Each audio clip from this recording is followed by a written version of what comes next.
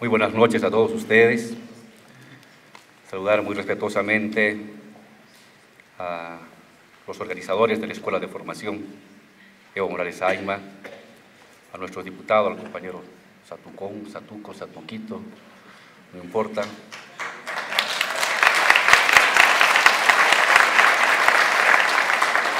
Saludar respetuosamente a la presencia de nuestro comandante en jefe de las Fuerzas Armadas, a los miembros del mando militar que nos acompañan esta noche, a cada uno de ustedes. El tema por el que me invitó el compañero Torrico era hablar sobre el Estado plurinacional y el diseño institucional. Pero previamente permítanme hacer unas breves reflexiones en torno a la Escuela de Formación de Cuadros. No hay proceso político duradero que no requiera la formación de un núcleo de acero, de un núcleo de Gramsci llamaba intelectuales orgánicos, que pueden ser profesionales, obreros, dirigentes campesinos, estudiantes, pero que son portadores de una actitud crítica, de una actitud reflexiva frente a la realidad. No hay proceso revolucionario, decía Vladimir Ilich Ulyanov, hace 100 años, sin teoría revolucionaria. Ni hay teoría revolucionaria sin práctica revolucionaria. No hay partido, estructura de poder que no requiera cuadros políticos bien formados, con la capacidad de tener una mirada penetrante de la realidad, de escudriñar sus tendencias internas y de proponer la profundización o el potenciamiento de ciertas tendencias. Sin la práctica no hay teoría. Es de la práctica que nace la teoría, de la experiencia, de las luchas, de los fracasos. Pero a la vez no puede haber práctica sin teoría, porque la teoría lo que permite es sintetizar lo que hay en la realidad. Su fuerza, su potencia y su poderío para que ahí el político anule ciertas potencias y refuerce o despliegue otras potencias.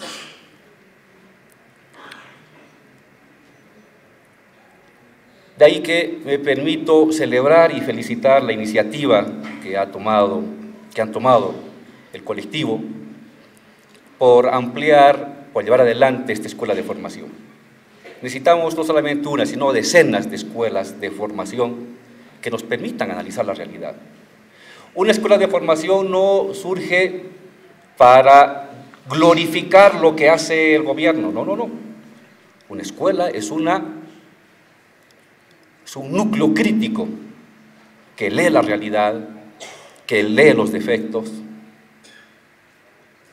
que lee las limitaciones y que lee lo que está latente en la sociedad. Una revolución no es un invento ni de un intelectual ni de un partido. Una revolución es el despliegue de fuerzas acumuladas durante décadas. Y eso no puede llevarse adelante sin la existencia de estos intelectuales orgánicos que decía Gramsci. Un líder sindical es un intelectual orgánico, porque orienta y reflexiona a su base. Un académico, un investigador, puede ser también un intelectual orgánico.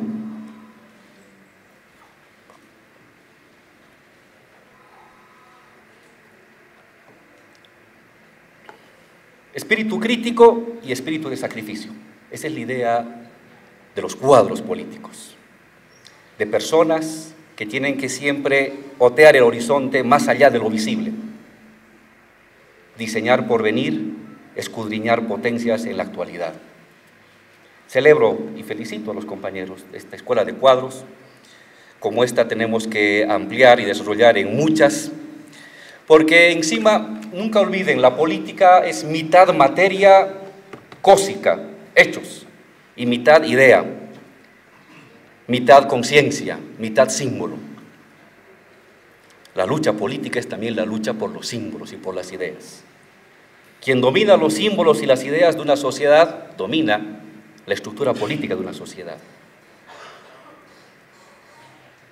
Nosotros somos una estructura de poder, somos una confederación dialogada y negociada de movimientos sociales que han optado por la toma del poder político. Y eso se ha hecho con ideas y se mantendrá con ideas.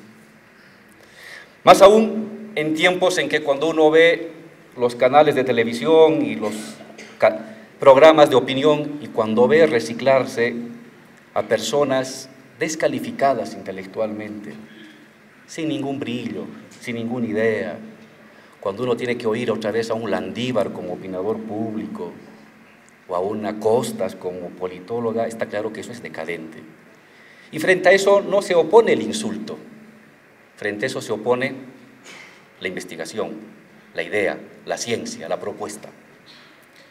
Estamos retrasados, compañeros Satuco, en el tema del debate ideológico, porque buena parte de los que construyeron ideas en los años 2000 se han vuelto funcionarios públicos, nos hemos vuelto burócratas del Estado y hemos dejado un espacio para que la mediocridad de ideólogos, no de intelectuales, sino de ideólogos, se apodere de los espacios de opinión. Frente a eso, potenciar la crítica, la investigación, la reflexión, el debate abierto, acucioso, no importa si tiene que establecer limitaciones y errores, pero es sobre la verdad y la crítica que se construyen las revoluciones. Las revoluciones son el despliegue profundo, íntimo, de los procesos de búsqueda de la verdad y de crítica social y política. Por lo tanto, mi felicitación a esta iniciativa. Hemos dicho al compañero Satuco, estamos a su disposición cuando ustedes vean conveniente para participar acá y esperemos que las ideas que van a comenzar a exponerse en las siguientes sesiones ayuden a reflexionar la situación de nuestro país.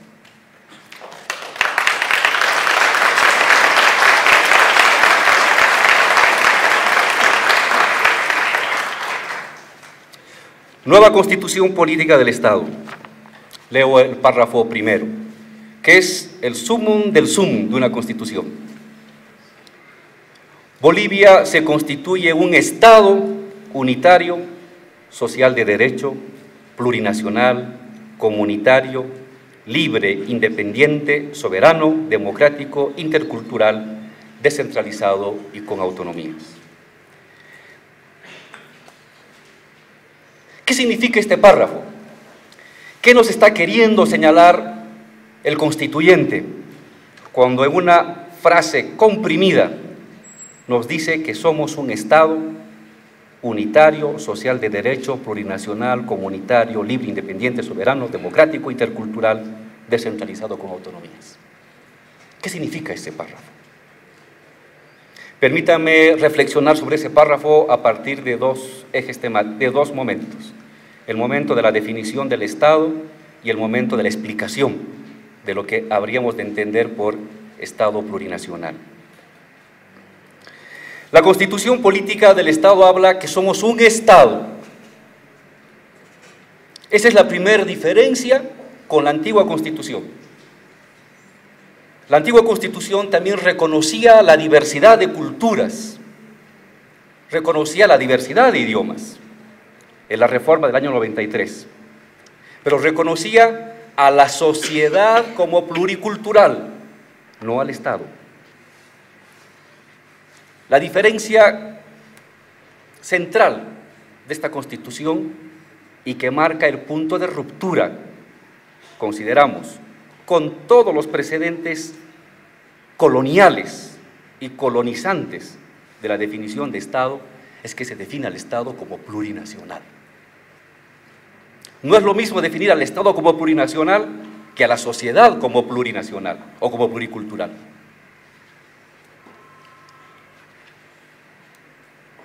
Veamos por qué. ¿Qué es en el fondo un Estado? En el fondo, un Estado es una máquina de poder político. Es un tipo de máquina de poder político que concentra de manera legítima y efectiva el monopolio de ciertas decisiones. Cuando uno habla de Estado, está hablando primero de poder político, de monopolios en ciertos aspectos de la vida.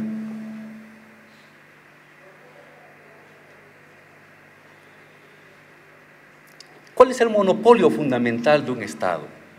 Nuestra definición clásica que leemos en las universidades: monopolio de la coerción legítima. Pero en el fondo, es el monopolio de la representación general de una sociedad. El Estado, entonces, es una máquina de poder político que monopoliza exitosamente varias facultades. En particular, monopoliza la capacidad de representar la voluntad general de una sociedad,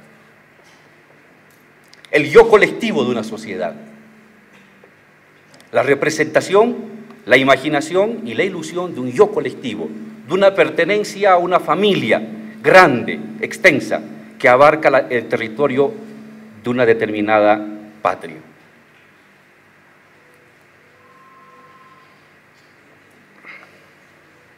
Si estamos definiendo al Estado como una máquina de poder político que monopoliza exitosamente ciertos monopolios, como el de la coerción, el de la tributación, pero especialmente el de la representación de la colectividad, el de la representación del sentido general de las cosas.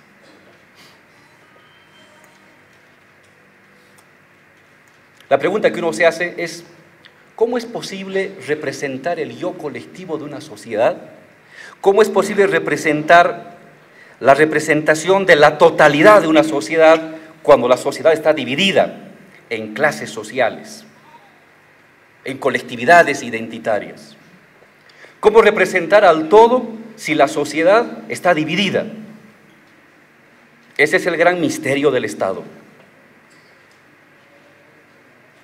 La capacidad de convertir la división real de una sociedad por clase, por género, por idioma, por región. Una sociedad está dividida. Convertir esa división en un sentido de totalidad, de generalidad, de yo colectivo que nos une a todos. En el entendimiento de esa magia está el don de la política y del político, está el don del poder. Ahí hay un hecho decisivo: convertir la división en unidad, convertir la fragmentación en yo colectivo. ¿Cómo sucede eso? Es la pregunta. En sociedades divididas en clases sociales, en sociedades divididas en identidades étnicas. La construcción del yo colectivo solamente puede darse en el momento en que una de las partes, una de las clases sociales, o un bloque de clases sociales, una de las identidades culturales o un bloque de identidades tiene la capacidad